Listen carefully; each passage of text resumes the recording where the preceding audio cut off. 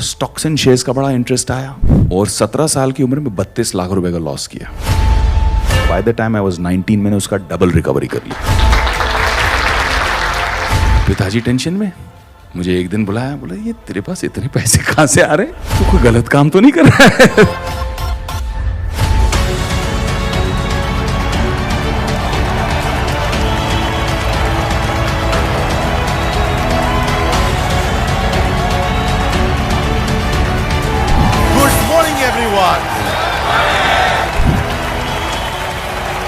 Thank you for all the love.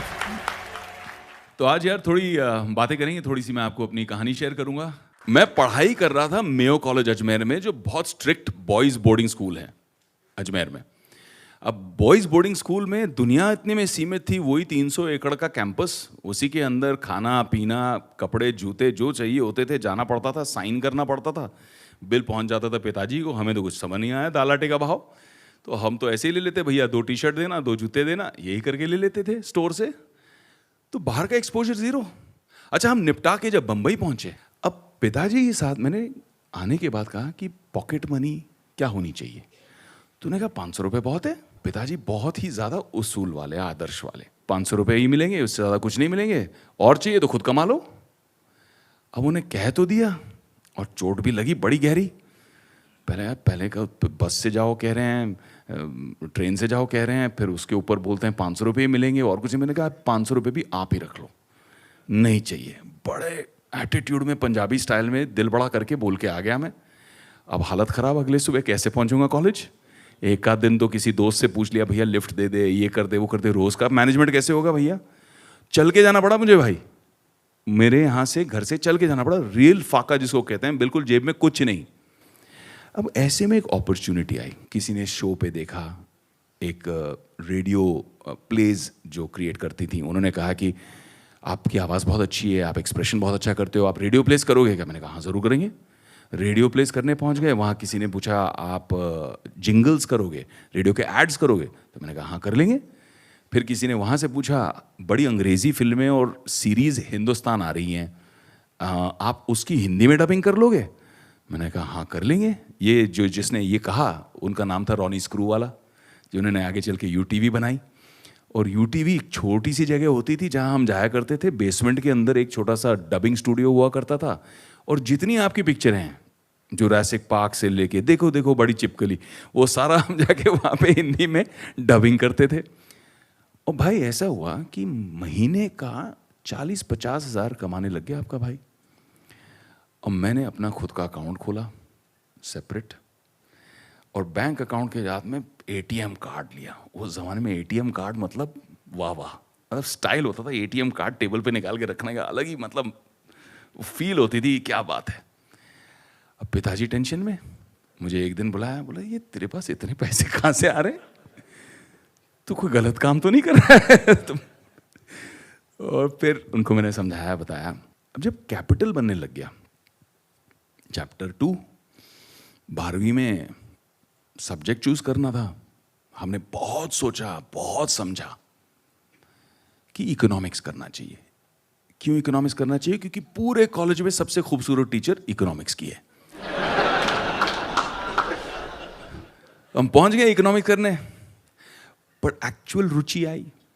लड़की का नाम रुचि नहीं था, एक्चुअल इंटरेस्ट आया कि किस तरह से इकोनॉमिक्स वर्क करता है। जहाँ हम रोज़ वड़ा पाव चाय पीने जाते थे, सदा नाम था उसकी, छोटी सी पान बीड़ी की दुकान थी, उसके बगल में हरी भाई थे जिनकी चाय वड़ा पाव की दुकान थी। उनसे हम पूछने लगे, भैया आप कैसे करते हो बिजनेस बताओ। और जो अंदर क्लासरूम में सीख रहे थे उसको हमने इनके बिजनेस में अप्लाई करना शुरू कर दिया कि कितना किताबी है और कितना प्रैक्टिकल। तो स्टॉक कैसे करते हैं, कैश फ्लो का मैनेजमेंट कैसे करते हैं, ये सारी चीज़ें वहाँ से सीखी। और देखते ही देखते माइक्रो फाइनेंस शुरू कर दिया। यानी कि कॉलेज के जितने लोग थे उनके बिजनेस मॉडल को समझना। कोई डोसा वाला है, तो कोई वड़ा पाव वाला है, कोई चाय वाला है, कोई सैंडविच वाला है, किसी की पान बीड़ी की दुकान है। इन सब का मॉडल समझ के इनको फाइनेंस करना और एक हेल्थी वे में प्रॉफिट शेयर लेना, ना कि उस जमाने में जो होता था 7-8% पर मंथ चार्ज करते थे इनफॉर्मल फाइनेंसिंग, क्योंकि फॉर्मल फाइनेंसिंग तो थी ही नहीं, बैंकिंग थी ही नहीं। तो एक टाइम ऐसा आया जब तक मैं ग्रेजुएट हुआ कि जो पूरे कॉलेजेस के सामने जितनी दुकानें थी सबके साथ मेरा अकाउंट चलता था, सबके साथ मेरी फाइनेंसिंग चलती थी और सबके साथ बाई खाता बना के रखा था। यहां से ऑलवेज फॉरवर्ड प्रोग्रेशन कि क्या नेक्स्ट क्या है, व्हाट नेक्स्ट। और व्हाट नेक्स्ट में जापान का एक बहुत सुंदर शब्द है भाई, काइजेन, कांस्टेंट इंप्रूवमेंट, कि आगे क्या और क्या बेटर और क्या बेटर हो सकता है। लाला जी की तरह रिलैक्स नहीं करना हमको कि भाई हो गया, चलो ठीक है सब चल रहा है, अब छेड़ो मत। आगे क्या, नेक्स्ट क्या, ग्रोथ कैसे होगी। उस ग्रोथ की फिराक में आगे बढ़े। स्टॉक्स एंड शेयर्स का बड़ा इंटरेस्ट आया, स्टॉक लगाया, लोगों के कहने पे टिप विप किए और 17 साल की उम्र में 32 लाख रुपए का लॉस किया। ऐसा लग रहा था हाय हाय, वो फिल्मों में चूड़ियां उड़ियां तोड़ते हैं ना, वैसे लग रहा था मुझे कि ये क्या हो गया, मेरा पूरा कैपिटल इरोड हो गया भैया। जितनी मेहनत करके इतना कुछ किया था, क्रिएट कमाया था, इतना मल्टीप्लाई किया था, वो सब खत्म हो गया। I lost a lot of money. Then I did it the right way, apprentice किया, जाके किसी के अंडर सीखा, पूरा सिस्टम समझ में आया और फिर मैं कहा कि इसको मैं रिकवर करूंगा। By the time I was 19 मैंने उसका डबल रिकवरी कर ली। कमोडिटीज में जाके काम किया, बट इस टाइम सोच समझ के पहले जाके अप्रेंटिसशिप की, कोई ईगो नहीं, नौकरी की तरह जाके वहां पे मेहनत की, समझा, सीखा, फिर कमोडिटीज का मार्केट समझ के उसमें कैसे कमाए। उसके बाद 19-20 साल की उम्र में I set up my first technology company और 19-20 साल की उम्र में मैंने ऑलमोस्ट 12 करोड़ रुपए रेज किए। तो ग्रोथ इस तरह से हुई लाइफ में। तो फाइनली मैं ये कहना चाहूँगा आप लोगों को कि my personal experience has taught me, और मैं हमेशा अच्छे लोगों से, बड़े लोगों से, जो आप बड़ा बिजनेस में भी करते हो, बिलियनर प्रोफेसर्स को लेके आते हो, तो मेरे लिए भी कुछ लाइफ के ऐसे अच्छे बिलियनर प्रोफेसर्स बन गए हैं जो कुछ समय देते हैं और उनका समय बहुमूल्य है मेरे लिए। मैं अभी रिसेंटली मुकेश भाई अंबानी से मिला और जब भी उनसे मिलता हूं तो वो हमेशा कुछ ऐसी बात करते हैं जिसका कोई इल्म ही नहीं है मुझे, कोई नई टेक्नोलॉजी, कोई नया फ्यूचर। जिस आदमी के पास इतना स्टेडी बिजनेस चल रहा है, इतना सॉलिड एनर्जी का बिजनेस है, टेलीकॉम का बिजनेस है, वो आगे ऑलरेडी सोच रहे हैं what next for the group, what next for the company, what's the future, what's the next technology. इस तरह का एक्सपोजर मिलना बहुत अच्छा है। तो अंत में यही कहना चाहूँगा मेरे भाई कि मैंने लाइफ में कुछ उसूल अपने भी रखे हैं। जब भी पैसा कमाया तो उस पैसे का कोई अच्छा काम ज़रूर किया, ये लॉस नहीं है आपका।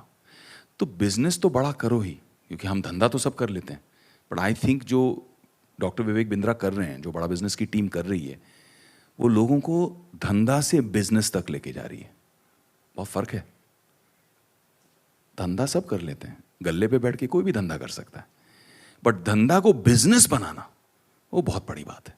And that's why I support you, I believe you, because आप जब धंधा को बिजनेस करोगे, 1 लाख लोग जब धंधा से बिजनेस में ट्रांसफर करेंगे तो बिजनेस की ग्रोथ होगी, बिजनेस की ग्रोथ से एम्प्लॉयमेंट जनरेशन होगी, लोगों के घर बसेंगे, खाना मिलेगा लोगों को। तो it's actually a huge contribution to society. मैं हमेशा आपको यही कहता हूँ कि नए भारत का, नव भारत का जो निर्माण हो रहा है, उसमें आप बहुत बड़ा एक योगदान कर रहे हो, and I am very proud of you for that.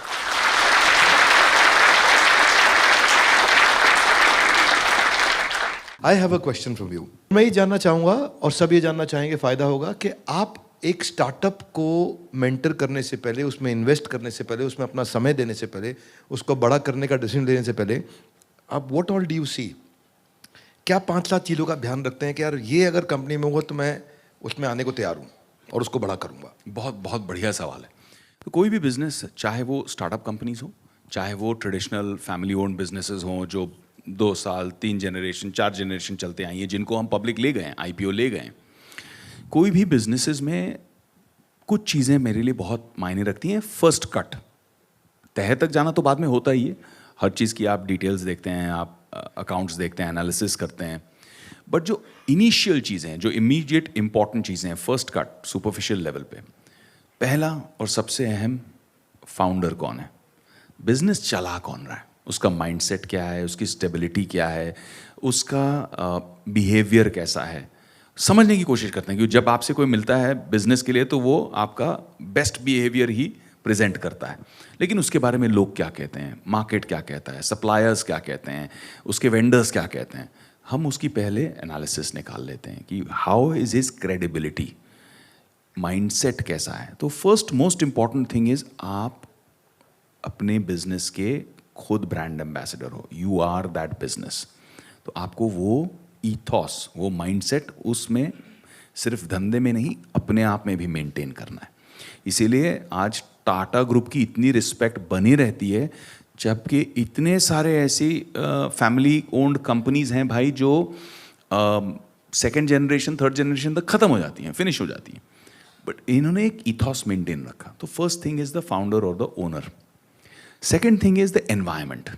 क्या ये सनराइज सेक्टर है या सनसेट, क्या इसके अंदर ग्रोथ पोटेंशियल है या नहीं। आप मेरे पास आओगे इंटरनल कंबशन इंजन रिलेटेड कोई बिजनेस लेके, मैं बोलूँगा नो, क्योंकि मुझे पता है कि आज धंधा है लेकिन डिप्लीटिंग है, डाउन जा रहा है ये। सनराइज क्या होगा, आप ईवी लेके आओगे, मैं बोलूँगा okay I am interested, because electric vehicles में पोटेंशियल अब बढ़ रहा है। सो you look eight whether the environment is right और नॉट। आप बोलोगे मैं हिंदी फिल्म में बना रहा हूँ और ब्राज़ील में शूट करूँगा ब्राज़ीलियन एक्टर्स के साथ में और ब्राज़ील में डिस्ट्रीब्यूट करूँगा, मैं बोलूँगा नो भैया, मार्केट ही नहीं है वहाँ पे। पायनियर करना होना, उसकी चांसेस पॉसिबिलिटीज़ 1% है। मैं वो 1% पे अपने इन्वेस्टर्स का रिस्क क्यों लूँगा? I will not put my name, my brand, my money, my investors money.